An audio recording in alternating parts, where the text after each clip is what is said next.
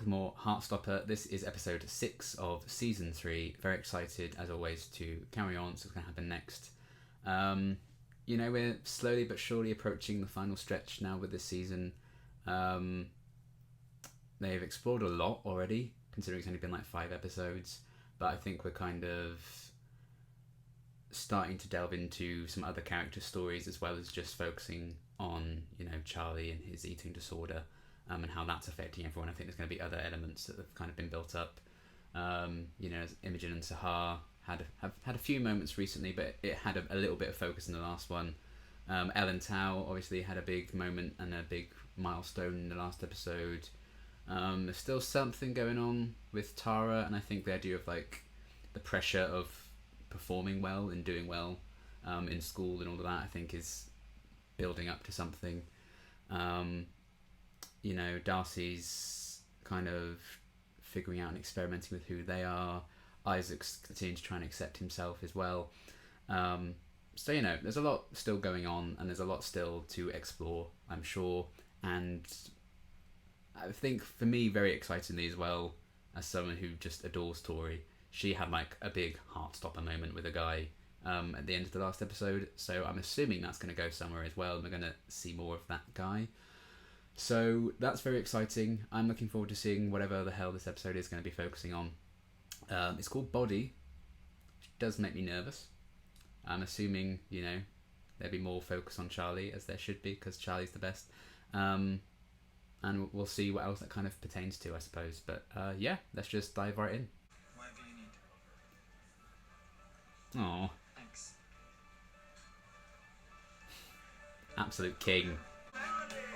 Aww. Don't push yourself too hard. Everyone's being so supportive. Ugh. I still relapse 2 weeks after. I know it happens. It's normal. We talked about it. Exactly. You continue to criticize yourself about it. Yeah. You're making me feel like shit. You sit there and make me feel insane. Just fuck off.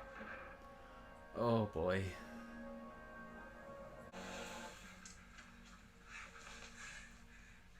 Sorry. I didn't mean to. Self-harm relapses are normal. I'm glad they're showing that it's not just magically better, other than like just saying. If your intrusive thoughts have lessened, you've got more energy to give to your relationship. That's true. Oh. Well, that is giving energy. And hickeys, by the looks of it. But trauma doesn't define you, but it also doesn't banish your 5 minutes, so give yourself some grace. And you've got people around I love Jeff. who care for you, so enjoy them. That's me. You practice. I'm one of those people. This captures your spirit as well as your likeness. Oh wow. How come you never compliment my work like that? Felix, I'd compliment your work if you could actually show me a completed piece. Now, we've had contact from a local radio station about you. What? Yeah, they've heard about your social media blowing up. They want to interview you. Oh.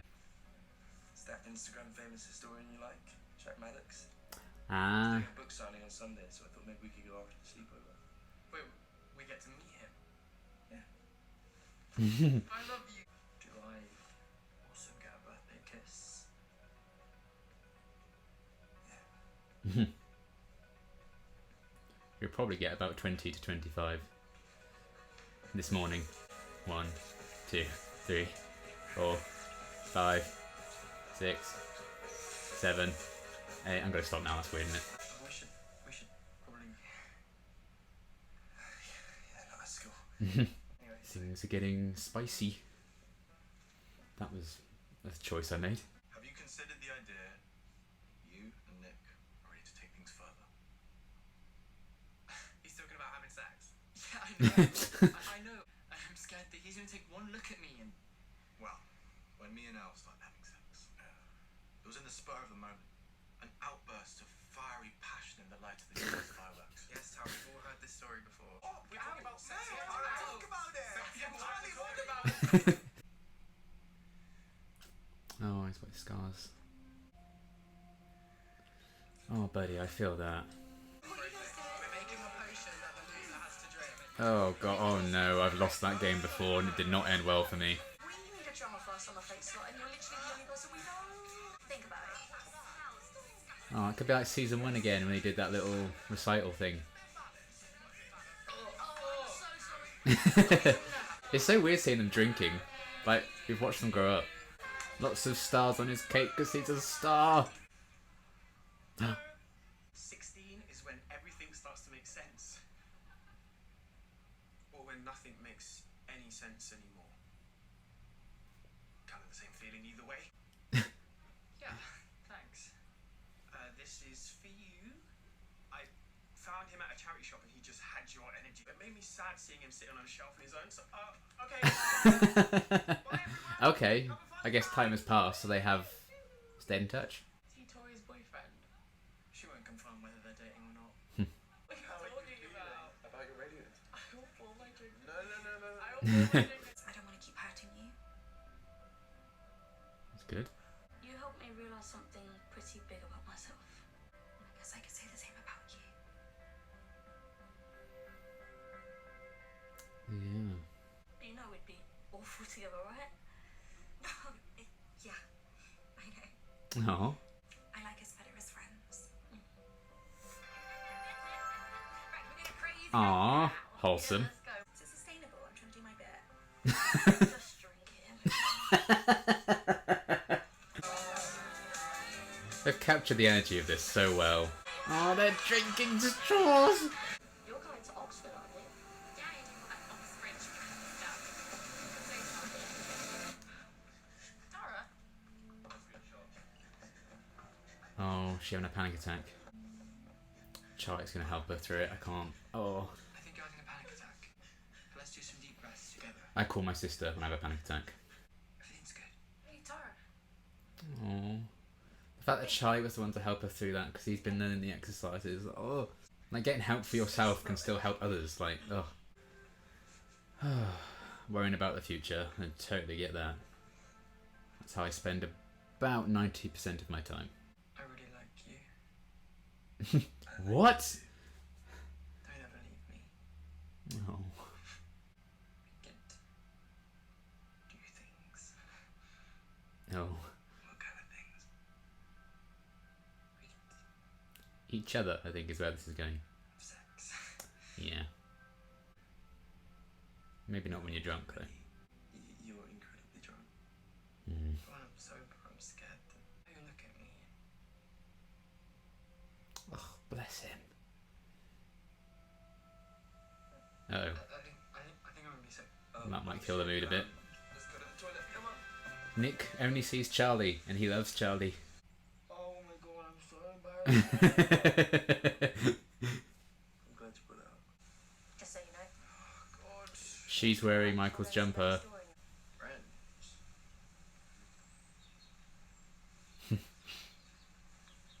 It's nice that, you know, she has found someone, be it a friend or more. Ooh, I'm nervous.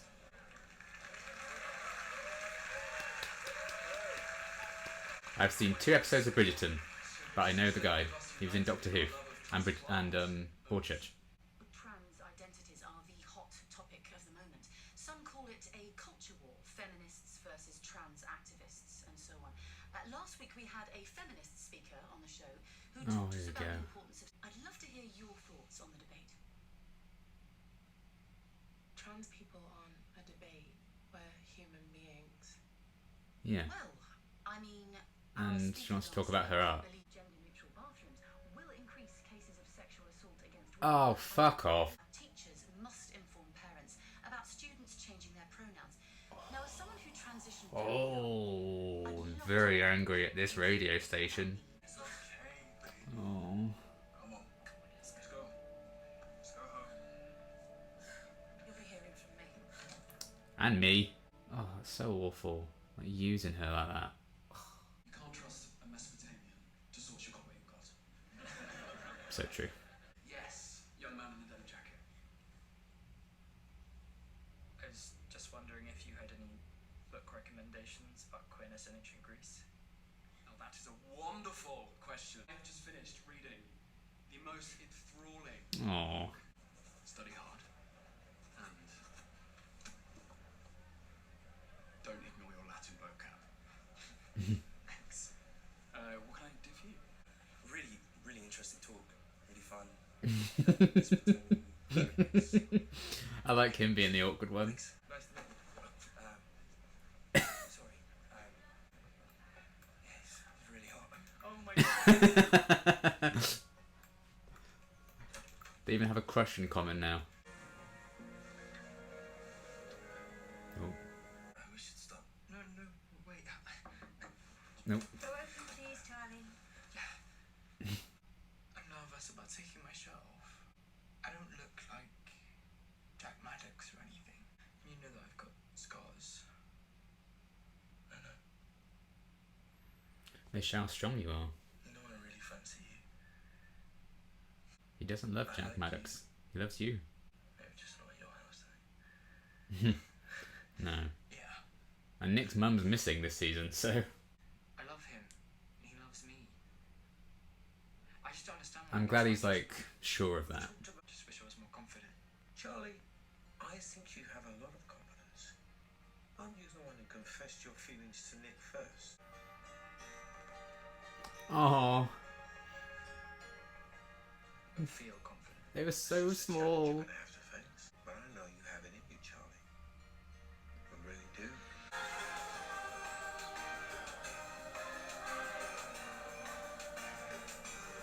Oh. Oh god, we had like a hopeful, happy ending. My god. It's a nice change. Okay, another great episode as always. And again, so much they tackle in such a short space of time. It's really, really well done. I love, just again, the kind of focus on Nick and Charlie's kind of evolving relationship and seeing like through his conversations with Jeff, like how Charlie's really feeling about it. I'm really glad that you know, all of this really, a lot of it was like from Charlie's point of view, and Charlie was leading the conversations and discussions and flashbacks and stuff in this episode, because I do think in the past Heartstopper has kind of lent on Nick a bit more, so I'm really glad that they're just letting Charlie kind of be like the sole narrator for a while and kind of taking the reins properly. This episode really did that with him in a great way. So yeah, to kind of see that he's still seeing Jeff, and you know, Jeff's making all these excellent points about, you know, you're kind of, you know, blaming yourself for just doing something that you know is normal, and you know, trauma doesn't have to define you, but it's also not just something that just instantly goes away. All that kind of stuff. You know, it's really nice to see Charlie kind of respond positively like to that. So obviously therapy isn't going to work for everyone, but I think it's nice to kind of see and then showcase like a positive example of it working for someone, you know, just on a TV show that loads of people are going to be watching.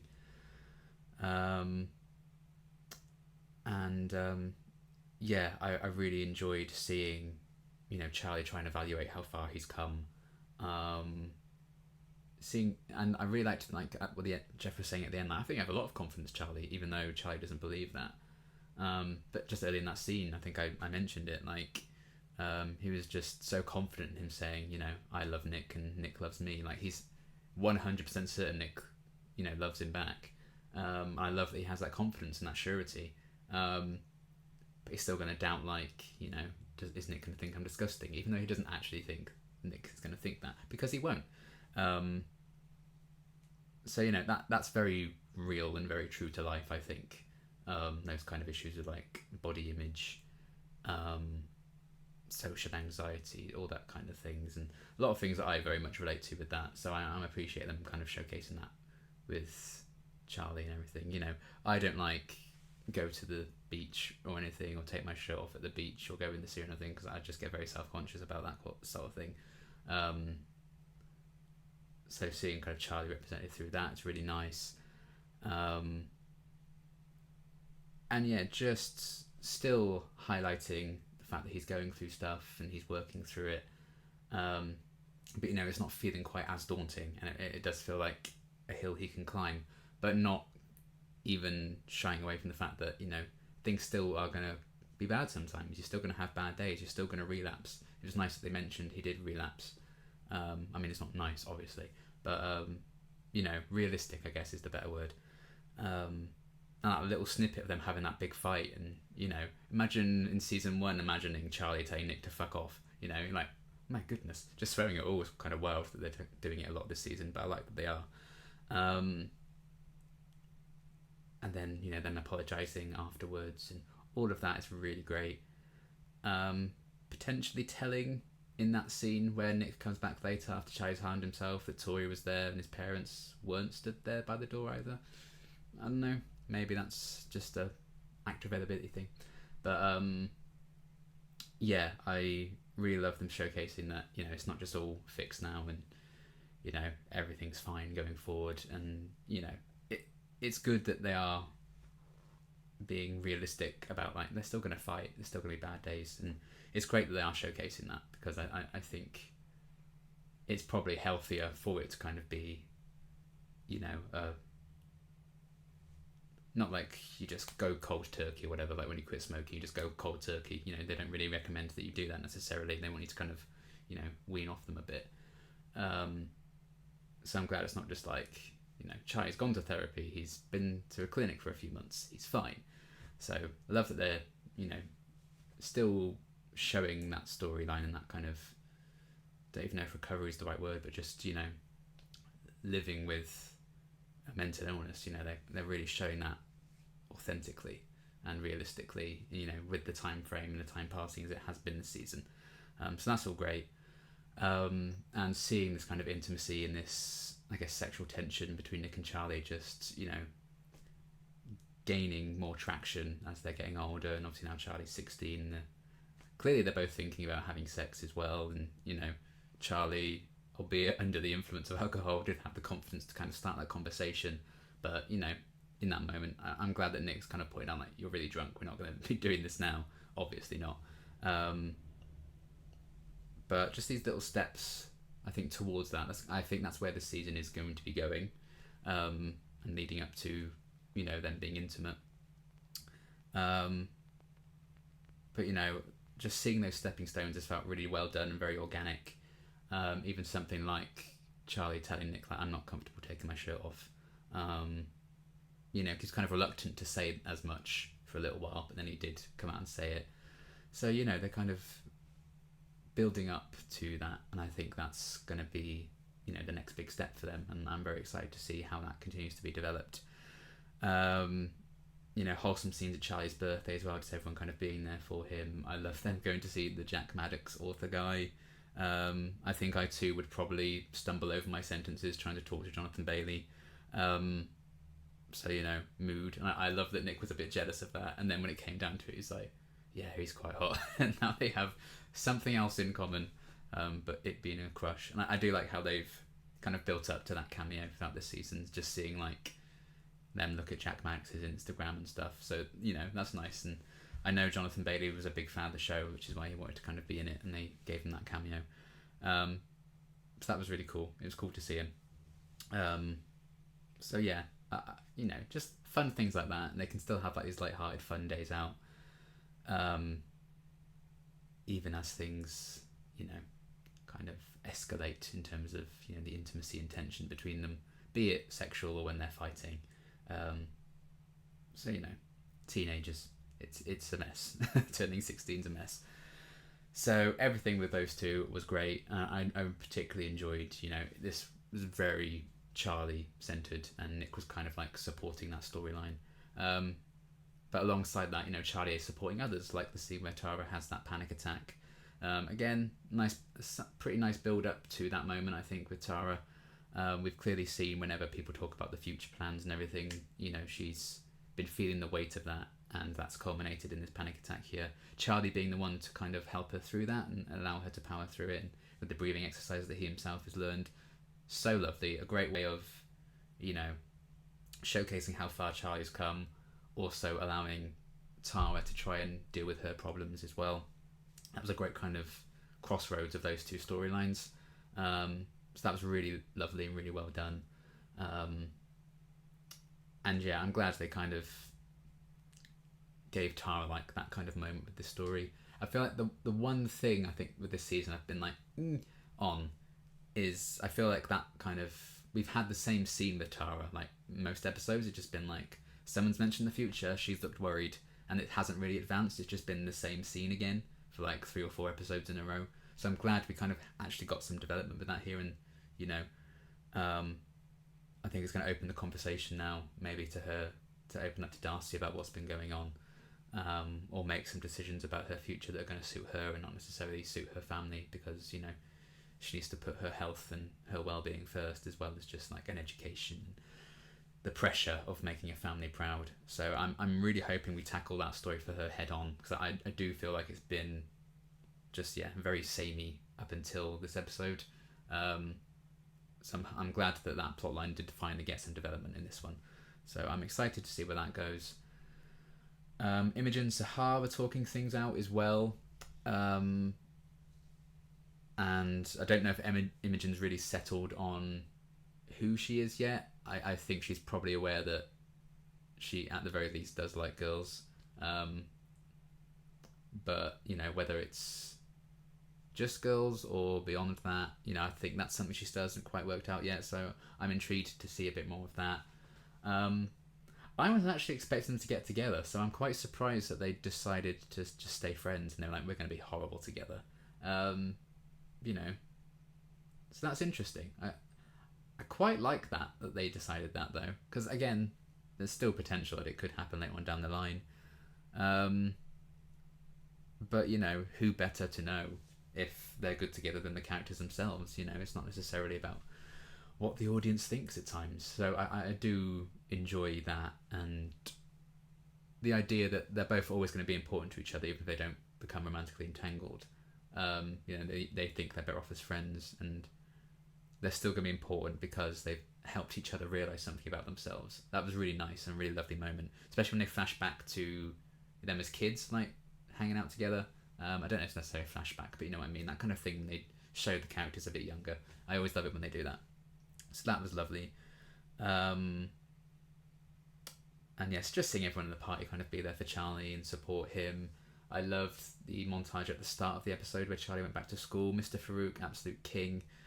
Just, you know, having Charlie's back. All the other boys in the locker room welcoming him back with open arms was really sweet as well. You know, Coach Singh checking in on him. All that kind of stuff, you know. It's nice that they're showcasing Charlie does have like a really great network of support. Even if, you know, his wider reaches of his family may not really get it. You know, it's nice that he still has so many people who do and can help him. And I think that is going to help him gain even more confidence going forward. So yeah, nice moments with Sahar and Imogen. Tori and Michael as well. Again, I don't want to make assumptions or, you know, put labels on something and just assume where things are going to go, because, you know, I was kind of doing that with Sahar and Imogen, just assuming they were going to get together. So, you know, they might be friends, there might be more. Yeah, so I think they're very compatible, whether it is, you know, friendship more than that. So I'm really glad Tori has found someone that I think she will grow to really care for outside of just her brother. You know, she's widening her circle of friends and having someone to hang out with that she enjoys hanging out with. And her wearing his jumper the next morning when they all slept over was very sweet. So yeah, Michael seems like an absolute sweetheart. I loved him giving Chai that little like porcelain cat thing. It's like, it has your energy. So I hope we see a lot more of him. He was very, very funny. Seemed like just a genuinely like bubbly, lovely guy. So I think that energy compared to Tori's as well is also just a great kind of natural pairing. You know, it's like the you know, walking sunshine and then just like this really moody person. That dynamic always works so well for me. I always love it, and I feel like Michael and Tori definitely have that energy. That's the vibe they bring to the function. So yeah, I really enjoyed seeing a bit more of him, because, you know, you don't really get a sense of what he was like in the last episode because he just stood there and looked at Tori. So I'm not sure I was expecting him to be quite like this, but it's a very, very pleasant surprise. And yeah, I'm hopefully excited to see a bit more of that in the next couple of episodes. That'd be great. And I think that's everything other than Alan, her story. I was trying to purposely save that till last. I hope I haven't forgotten to talk about anyone. Although I also love the moment with Tao and Isaac in Charlie's room, when they were kind of, they almost realised before Charlie did, like I think you and Nick are ready to take things to the next level. Isaac being more interested in Nick and Charlie and not wanting to, he didn't care about Tal's sex life was very funny as well. So yeah, that was a sweet little friendship moment, like a sense of normality that I think they all needed after the last difficult few months for them. So that was very sweet. And yeah, alongside the wholesomeness does come, when shit gets real, and they kind of did that with Elle's story in this episode. So they built up to this quite nicely. We're mentioning Elle having art going viral, and she's gained a big following from that. And then this interview comes along. I wouldn't say I thought it was going to go wrong or badly. I didn't really know where it was heading and what direction that was going in. But it's obviously as soon as those very pointed questions start, you're like, oh, they have not called you in to talk about your art. They've just used you to, instigate a debate and, get traction, basically. And, absolutely manipulated their reasons for wanting to interview her to try and confront her about something that it's not their place to confront her about, and there shouldn't even be anything to confront her about in the first place. It's not like a confrontation. I loved what Al kind of said, just shutting it down, like, trans people are human beings, we're not a debate. That was a great line. But my heart did break for her in that moment. That was, as soon as it started to turn, you see the look on like Tao's face and her parents' faces. And I love that immediately her parents just started having a go at them. You're going to hear from us. That was great. And, I love how fiercely loyal of Elle and protective of Elle they are, and Tao as well. So yeah, to present this opportunity for Elle to like talk about her art and something that she really loves and give her that space, and then just turn it on her like that, is just so vile and disgusting and evil. And the sad thing is that absolutely has happened with people in the past. The media just using trans people to kind of get views and clicks and incite hatred needlessly. So I wonder how Elle's going to kind of be left after that, and how she's going to deal with the aftermath of this. And that's going to be quite a thing to work through, being used and manipulated like that. But hopefully she can kind of find something powerful to make from that. And she's gonna, again, we already know she has a big network of friends and family who are going to love and support her through that as well. But it's just so sad. It's the classic TV show thing, isn't it? Things are going too well for a character, something bad has to happen to them eventually. And yeah, that was awful. It was just so hard to watch. But I'm glad the show very much kind of villainized that and what they did to her. So there's some potential room for character growth there, and I think Elle's going to bounce back even stronger from having to go through that.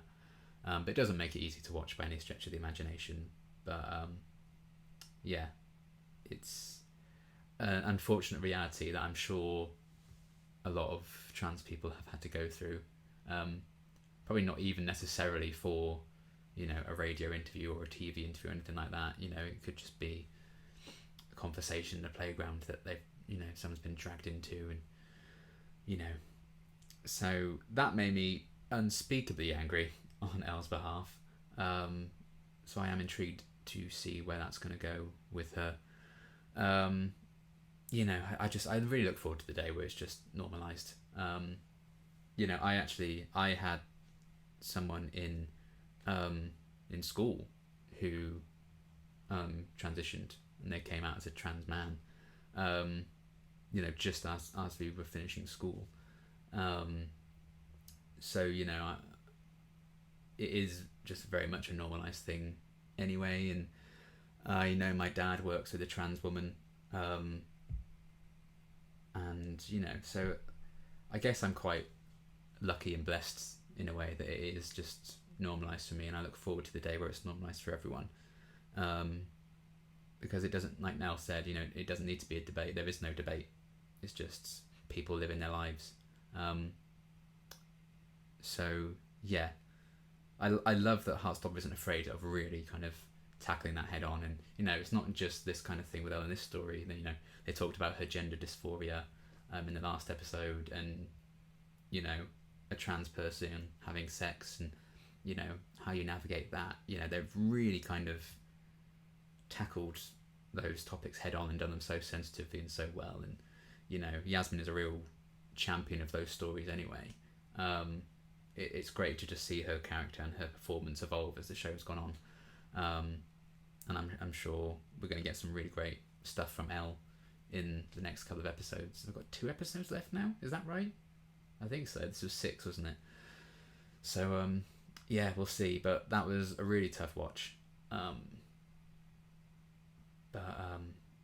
Good stuff nonetheless. And I do think it's good to watch things that can be difficult and can be uncomfortable, because if it's uncomfortable just watching that, imagine being that person being interviewed. Imagine being Elle in that moment, how crazy and awful and horrendous that must have felt. She just wants to live, and that's not good enough for people.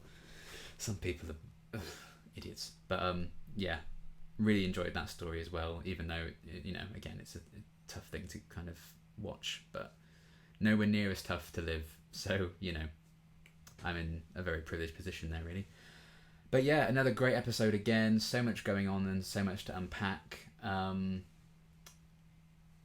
I'm excited for where Nick and Chai's relationship will go from here, and how they're gonna kind of probably get intimate, and where that will go.